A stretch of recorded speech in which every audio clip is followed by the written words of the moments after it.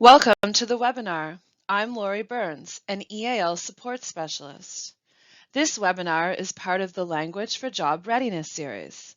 For this webinar, we're going to focus on email etiquette. Let's get started. The objectives for this webinar are to review purposes of emails, explore professional email etiquette, discuss components of professional emails, tips for professional emails, examine professional language, and review available resources. Emails are used for both personal and professional communication. The word email means electronic mail. They've replaced paper and post in many cases. We don't get paper mail or snail mail very often anymore. They can be a way to collaborate or solve problems. They can be legal documents. So, what are the parts of an email? What is important to pay attention to? Let's take a look at an email. Here is an example of an email that would come up in Outlook. At the top, you can see the choice of font and size. You should try to choose a neutral font like Arial. Arial is currently considered the most accessible font, which means it is the easiest to read and see. In the To line, put the primary recipient or recipients. In the CC line, put the secondary recipient or recipients, people you want to see the email as well, but maybe not directly relating to them. It is basically like saying, I am letting you know. The BCC line is blind carbon copy. That means people can't see who is in this line. It is not considered good practice to blind copy people, to tell on them, or to be secretive. If you need to send a general email to many people and want to keep their email addresses confidential, you can use the BCC function. You can see the exclamation point at the top. That means that something is high priority.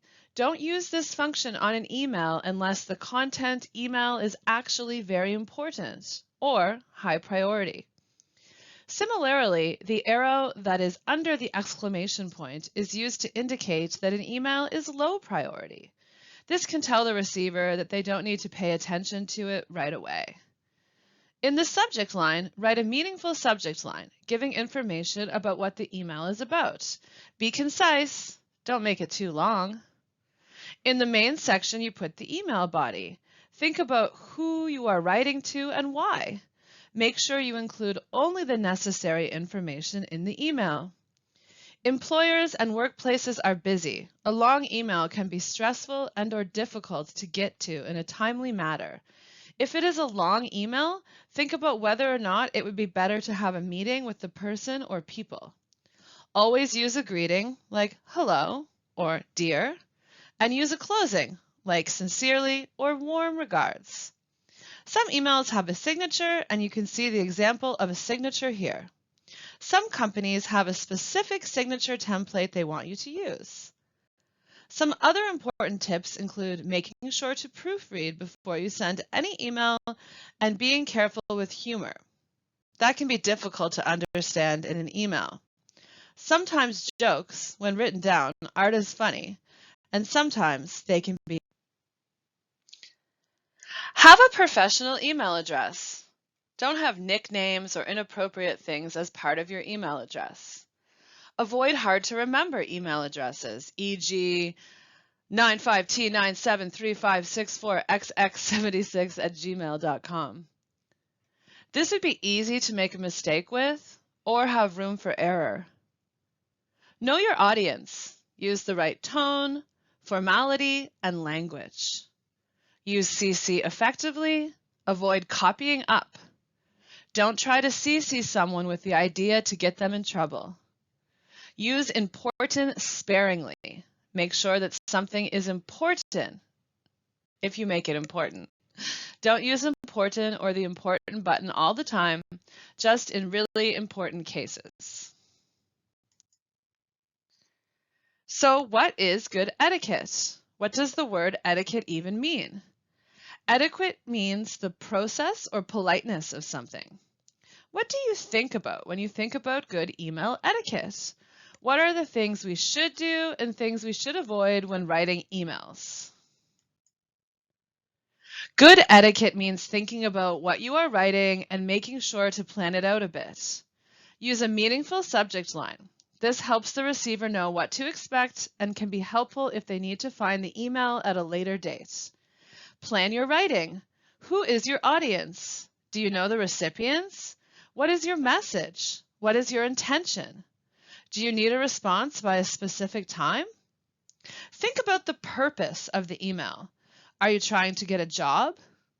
Is it a friendly email? Thinking about these points ahead of time will help you to make sure your email is effective and that you give the received everything they need to know. Doing this work first will help make sure you get the information you need too. Does your tone need to be casual, informal, or formal? Avoid sending emails when angry, frustrated, or too tired. It is always better to take a break and come back to a sensitive email than to send an angry, frustrated, or confusing one. Here are some other things to think about when thinking about good email etiquette. Include a greeting, include a closing. Try to make sure that both of these, greeting and closing, are using neutral language. Avoid using caps, bold text, italics, or acronyms your audience won't know. If you use caps lock, which is when all of the letters are capitalized, it can be interpreted as yelling. Bolded text can do the same. It is usually not a good idea to yell at someone in an email. Use an accessible font, example Arial. This makes it easier for everyone to read. Proofread your writing. Even read important emails out loud before sending to try to catch any mistakes. Professional language to-dos and language to avoid. Do use to whom it may concern or dear hiring manager or the name of the person you're emailing, if you know it. Don't use dear sir, madame, dear Mrs., or dear Mr., because then we are assuming gender and marital status. It is always best to not assume. Do use introductory sentences to introduce yourself of your topic or intention. Avoid unclear intentions. People don't want to be confused about what the email is about. Do use organized paragraphs and put things into concise information. Avoid emojis in professional emails, especially if you do not know the receiver well. Do use inclusive language. Avoid inappropriate language, examples, or humor. Do use concise, clear, and accurate language. It is always best to use a clear, simple sentence than a long, confusing one. Do not assume that you know the receiver's identity just from their name. Do use correct grammar and avoid any unnecessary information. Remember to be concise. Do use full words. Example, nice to hear from you. Avoid using informal abbreviations or text language. You can see some examples on the screen of informal abbreviations to avoid.